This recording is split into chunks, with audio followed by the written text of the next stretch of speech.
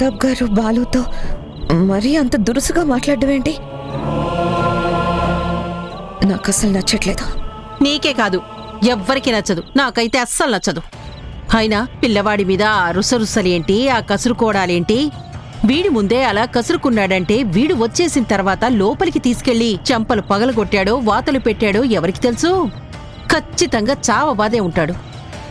ఎందుకోగుణ మనమన్నా మన ఇంటి మనుషులన్నా ఆ ప్రతాప్కి అస్సలు పడ్డం లేదు. అరే, మనుషుల్లో కలిసినందుకే అలా మాట్లాడాలా? అన్ని మాటలనాలా? యువతల పిల్లవాడున్నాడు, ఎందుకులే అని ఆగచ్చు కదా.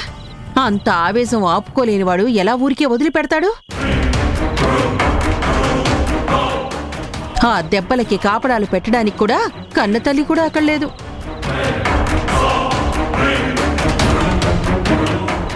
జనని, పద వెంటనే వెళ్ళి బాలుని చూసొద్దాం. అవునరా గుణ, వెళ్ళాలి.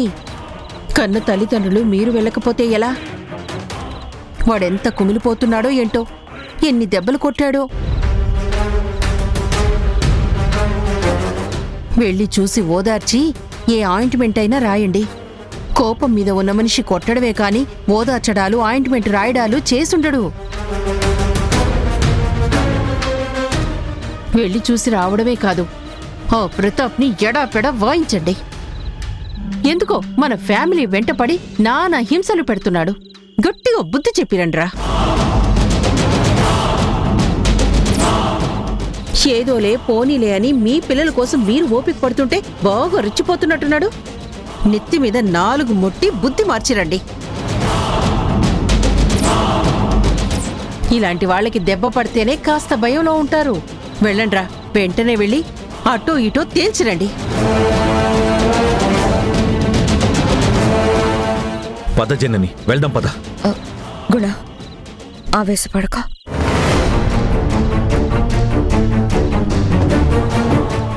మన పిల్లలు అక్కడున్నారు. గొడవ పడితే వాళ్ళు మనకి దగ్గర అవ్వడం చాలా కష్టమవుతుంది. ఎంతైనా వాళ్ళు అక్కడ పెరిగారు. వాళ్ళు అతన్ని నాన్న అనుకుంటున్నారు. వెళ్ళి మనం అతన్ని నాన్న మాట్లాడితే వాళ్ళు కూడా ఫీల్ అవుతారు కదా.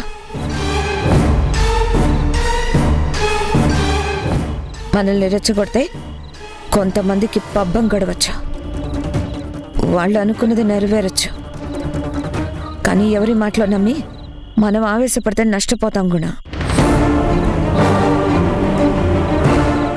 అదిగా జనని, మన పిల్లల్ని కొట్టడానికి ఆయన ఎవరు? పెంచినంత మాత్రాన ఇష్టం వచ్చినట్టు బిహేవ్ చేస్తారా? కొట్టే రైట్ ఆయనకుందా? అలా అంటావేంటి గుణ? నిన్న మొన్నటి దాకా వాళ్ళ పిల్లలు నా దగ్గర ఉన్నారు కదా.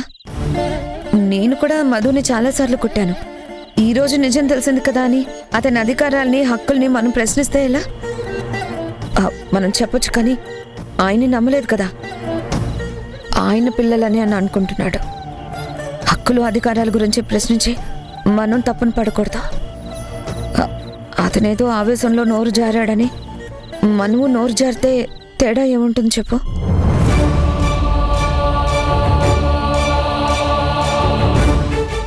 నువ్వే నాకు చెప్తూ ఉంటావు కదా ఓపిక పట్టాలి అని. ఇప్పుడు నువ్వు కూడా ఓపిక పట్టాలి. అతనికి బాలు, ధరణి మన పిల్లలే అని నమ్మకం కలిగి తెచ్చి మనకు అప్పగించేదాకా పరీక్షే.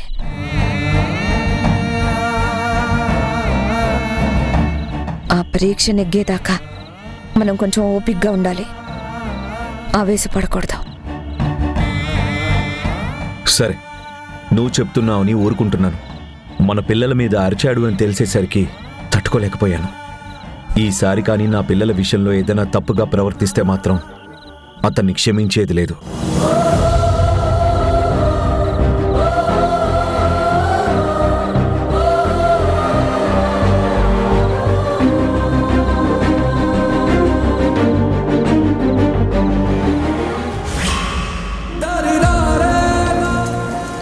మాతో కలిసి భోంచేద్దు గాన్రా. నాన్న కూడా నిన్ను భోజనానికి తీసుకురమ్మని పంపించారు. Nothing to afraid. నేను హెల్ప్ చేస్తా.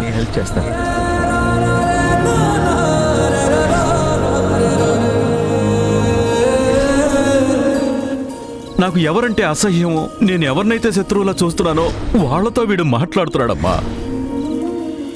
ఆ జనని, గుణ, తరుణ్ ఎవ్వరితోనూ మనకు సంబంధాలు వద్దమ్మా. అదొక్కటేనమ్మా నా కోరిక.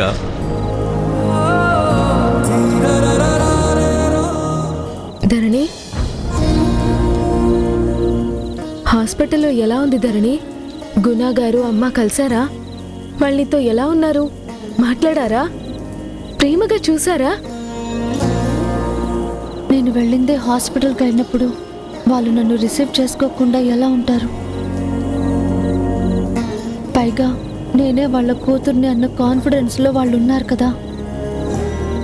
చాలా కన్సర్న్ చూపించారు.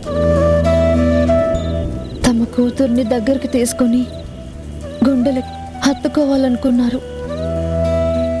కానీ నేనే వాళ్ళతో సరిగ్గా మాట్లాడలేకపోతున్నాను. చూడు ధరణి, నేను నాన్న కావాలని ఇక్కడికొచ్చాను. కానీ నాన్న నన్ను కాస్త దూరం పెడుతున్నారు. ఎందుకంటే సడన్ గా నన్ను కూతురుగా అంగీకరించలేరు కదా. నీది కాస్త రివర్స్. అక్కడ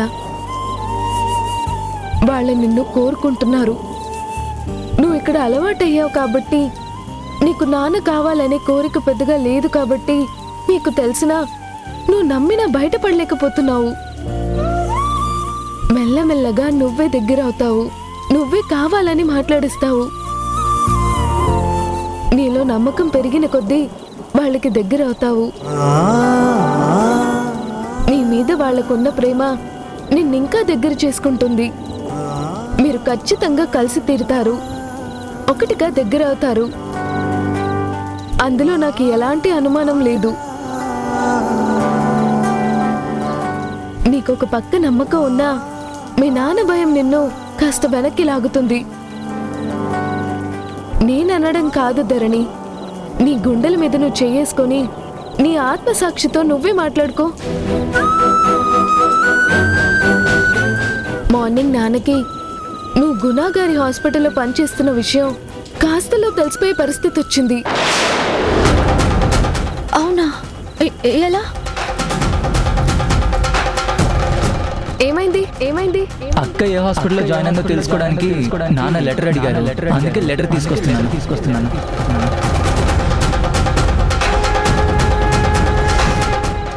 గవర్నమెంట్ హాస్పిటల్ నానా? ప్రైమరీ హెల్త్ సెంటర్ లో సడన్ గా నేనే ఆ లెటర్ తీసుకొని నువ్వు వేరే హాస్పిటల్లో జాయిన్ అయ్యావని అప్పటికి మెసేజ్ చేసి చెప్పాను.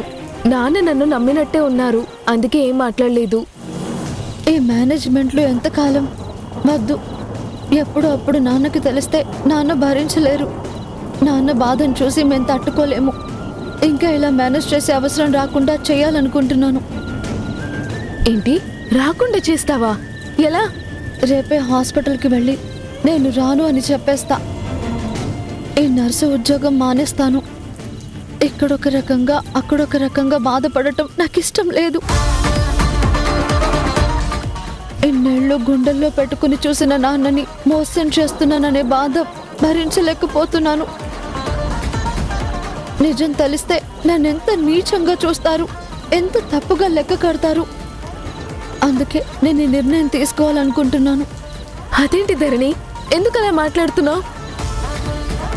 జరిగిందంతా చూసావు కదా, మళ్ళీ ఎందుకు ఇలా మాట్లాడుతున్నావు అంటావేంటి? ఇంతవరకు నాన్నెప్పుడు నా మీద చేయి చేసుకోలేదు. తరుణ్ అన్నయ్యతో కనబడినందుకే బాలు మీద చేయి చేసుకున్నారు. అదే నేనెక్కడ పని చేస్తున్నానని తెలిస్తే నాన్న ఊరుకుంటారా? నన్ను కొడతారని భయం కాదు.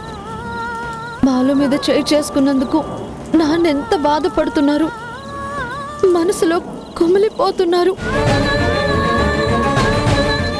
రేపు నా విషయం తెలిసినా నన్ను కొట్టలేకపోయినా ఎంత నలిగిపోతారో, ఎంత బాధపడతారో. నేనే ప్రాణంగా బ్రతికే నాన్న నా మూలంగా బాధపడటం నాకు ఇష్టం లేదు. బాధ పెట్టడం చాలా తప్పు అని నా మనసుకు అనిపిస్తోంది.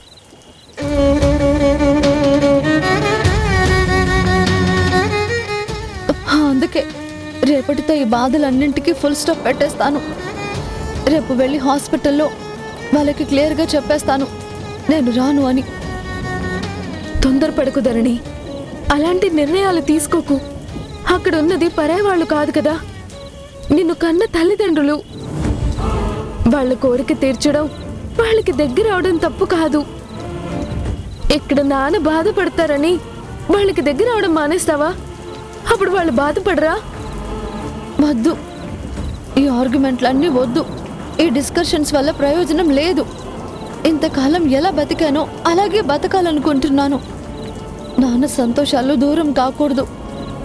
మేము ఇన్నేళ్ళు చాలా సంతోషంగానే బతికాం కదా, మాకేం తక్కువైందని ఇప్పుడు అక్కడికి వెళ్ళాలి?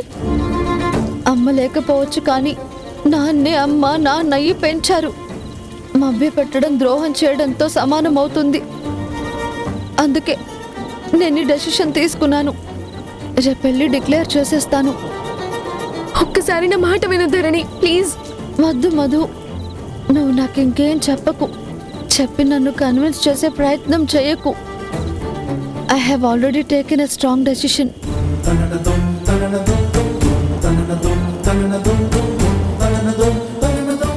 ఇంత కష్టపడి ధరణిని అమ్మని కలపడానికి ట్రై చేస్తున్నాను. తను ఎందుకు ఇలాంటి నిర్ణయం తీసుకుంది? తన డెసిషన్ తీసుకొని రేపు వెళ్ళి చెప్పేస్తే నేనేం చేయగలను?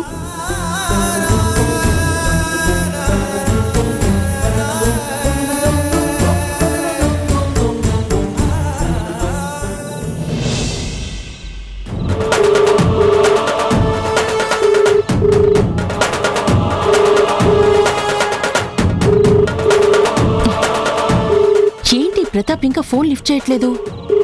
ఇంట్లో ఉన్నాడా, బయట ఎక్కడైనా ఉన్నాడా? హలో ప్రతాప్ గారు, మీకొక ఇంపార్టెంట్ విషయం చెప్పాలి. మీ వెనకాల చాలా పెద్ద కుట్ర జరుగుతుంది, మోసం జరిగిపోతుంది. మీ అమ్మాయి ధరణి హాస్పిటల్లో నర్సుగా జాయిన్ అయింది కదా, అదెక్కడనుకున్నారు? మా తమ్ముడు గుణ హాస్పిటల్లోనే.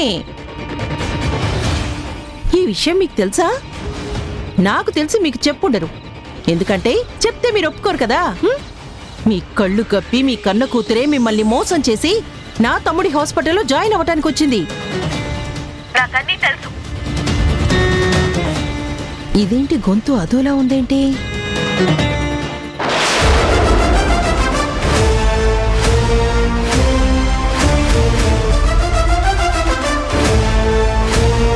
ఏయ్ మధు, ప్రతాప్కి ఫోన్ ఇవ్వే.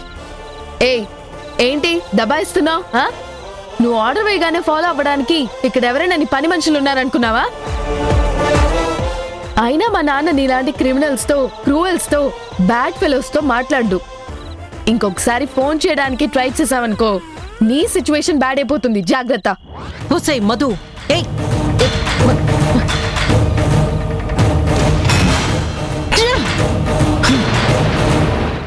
ఈ శక్తి మళ్ళీ ఫోన్ చేసినా చేస్తుంది. ఏదో విధంగా ఈ విషయం నాన్న చెవిలో వేయాలని తెగ ట్రై చేస్తుంది. అసలు ఈ నంబర్ని బ్లాక్ చేస్తే ఏ సమస్య ఉండదు.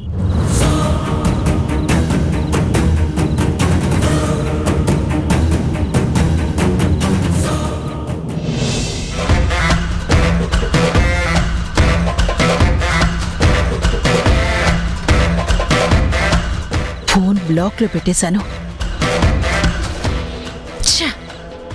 పోయి పోయి ఈ ఫోన్ అది తింది. నేను చెప్పాలనుకున్నవన్నీ దాని చెవిలో పడ్డాయి. అమ్మో, నీకది చాలా జాగ్రత్త పడుతుంది. ఎలా ప్రతాప్కి విషయం చెప్పడం? మధుని ఊరికే వదిలిపెట్టకూడదు, దాని రోగం కుదిరేలా చెయ్యాలి. చేస్తాను.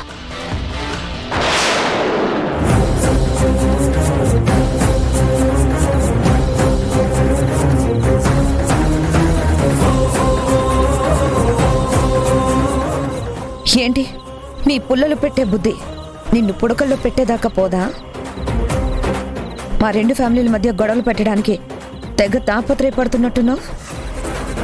అయినా ఈ సుప్పనాథ సూర్పణక బుద్ధులు నీకెందుకు చెప్పు? నీకెక్కడి నుంచి వచ్చాయి? మావయ్య గారు మంచివారు, గుణ మంచివాడే, అత్తయ్య గారు కూడా మంచిదే అని విన్నాను. మరి నీకెక్కడి నుంచి వచ్చాయి ఈ అభలక్షణాలన్నీ? కాపురాలు కూల్చడంలో ఏం సరదానే నీకు? నా బిడ్డ జీవితంలో ఎన్నేళ్ళు నిప్పులు పోసావు. ఇంకా నీ కళ్ళు చల్లవలేదా? మళ్ళీ దాని పిల్లలు దాని దగ్గరికి రాకుండా, ఈ రెండు కుటుంబాల మధ్య స్నేహం లేకుండా చిచ్చు పెట్టాలని చూస్తావా? ఉసురు తగిలి దిక్కుమల్ల చౌచస్తావే. అసలు ఇలాంటి వాళ్ళని వదలకూడదు. వదిలేస్తే ప్రపంచాన్ని నాశనం చేయాలని చూస్తారు. ఏయ్, ఏంటి తెగరెచ్చిపోతున్నావు? నీ మనవరాలు హాస్పిటల్లో పనిచేసినంత మాత్రాన నీ కూతురికి అల్లుడికి దగ్గరైపోతుందనుకుంటున్నావా? హ, ఎప్పటికీ దగ్గరవ్వదు, దగ్గర కానివ్వను. హే, నువ్వు కానిచ్చేదేంటి? వాళ్ళ మధ్య రక్త సంబంధం ఉంది, జన్మ బంధం ఉంది, పేగు బంధం ఉంది. నువ్వు ఎన్ని ముప్పు తిప్పలు పెట్టినా, తల కిందికి పెట్టి కాళ్ళు పైకి పెట్టినా, తండ్రి కూతుర్ని తల్లి కూతుర్ని కలపకుండా ఉండడం నీ వల్ల కాని పని. అలాంటి ఆలోచనలు మానుకుంటే మంచిది. ఆ, మీరందరూ కలిసి నా బతుకులో నిప్పులు పోయాలని చూస్తుంటే నేను మాత్రం కళ్ళప్పగించి చూస్తుండిపోవాలా? నా కొడుకు కోరుకున్న అమ్మాయిని వాడికి దక్కకుండా చేసిన మీకు మీ కూతురు దక్కకుండా చేస్తాను.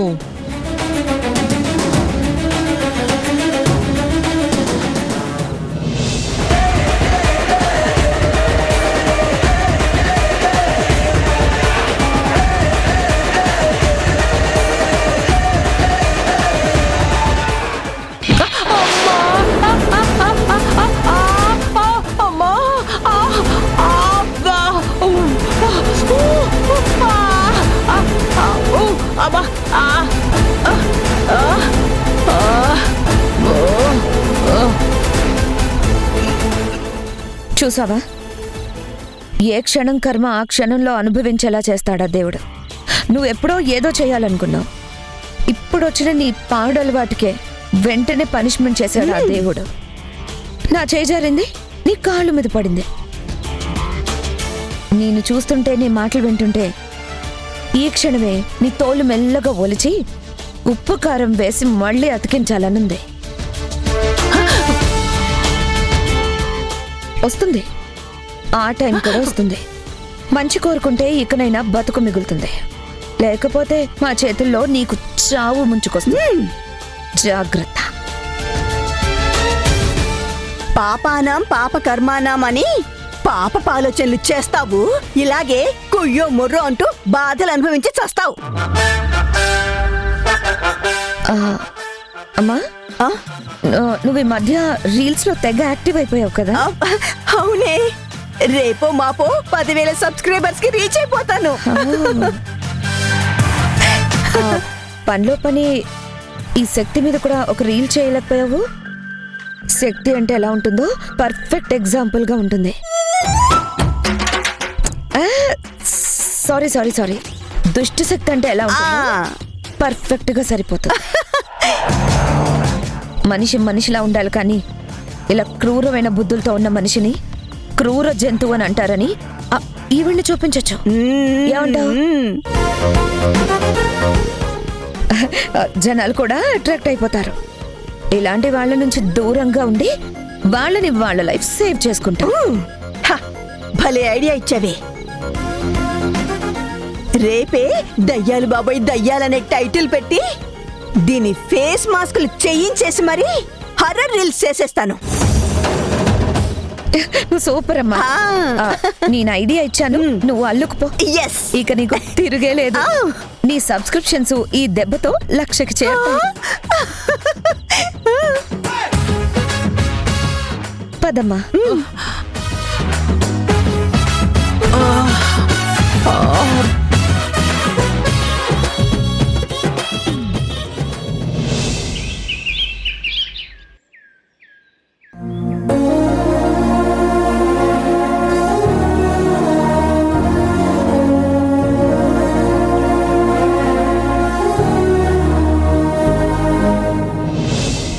రేపటి నుంచి ఇక్కడికి రాను అన్న విషయం మా వాళ్ళకి చెప్పాలంటే అదోలా ఉంది. వచ్చినప్పుడు నా వాళ్ళని కలుసుకున్న తృప్తి, సంతోషం ఫీల్ అయ్యాను. కానీ రాను అని చెప్పాలనుకున్నప్పుడు నాది అనుకున్నదేదో నా నుంచి దూరం అయిపోతున్నట్టు, నా సంతోషాలన్నీ ఎవరో లాగేసుకుంటున్నట్టుగా బాధ కలుగుతోంది. నాన్నకేమో మేమే తన పిల్లలమని నమ్మకం. నాకేమో వీళ్ళ నా కన్న తల్లిదండ్రులు అనే భావన. అబద్ధం అయితే తనెందుకు నా కోసం అంత కష్టపడుతుంది? నాన్న ప్రేమలో అర్థం ఉంది, అమ్మ ఆరాటంలో కూడా అర్థం ఉంది. ఆయన్ని వదులుకోవడం ఇష్టం లేదు, వీళ్ళకి దగ్గర కాకుండా ఉండటం కూడా ఇష్టం లేదు. కానీ ఇప్పుడున్న పరిస్థితుల్లో హాస్పిటల్కి రాకుండా ఉండటమే మంచిదనిపిస్తోంది. లేకపోతే ప్రతిరోజు అందరూ కన్నీళ్లు పెట్టుకోవాల్సి వస్తుంది.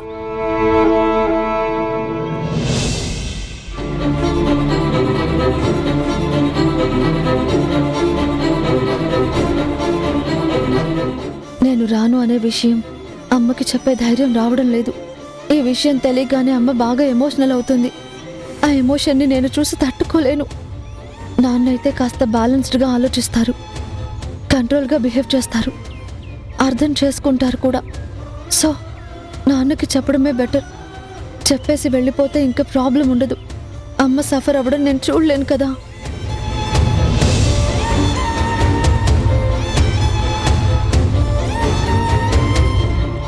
Good morning sir. Good morning Dharani. మీతో ఒక విషయం చెప్పాలి. చెప్పు ధరణి, నా దగ్గర చెప్పడానికి ఎందుకు వెనక ముందు ఆడుతున్నావు? నువ్వు నాతో ఫ్రీగా ఏ విషయమైనా చెప్పొచ్చు, ఏ డౌట్ అయినా క్లారిఫై చేసుకోవచ్చు. అది చెప్పు. అది 1 సెకండ్.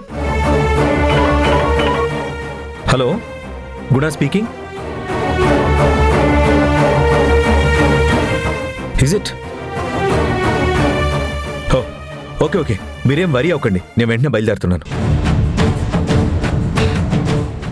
రేయ్, మనం సేవ్ లైఫ్ హాస్పిటల్కి వెళ్ళాం కదా, అక్కడ క్రిటికల్ సర్జరీ ఉందంట, వాళ్ళు మనల్ని రమ్మంటున్నారు. Okay. Dharani, will talk later. నువ్వేమైనా చెప్పాలనుకుంటే కనుక జననితో మాట్లాడు. రేయ్, పదరా మనం వెళ్దాం.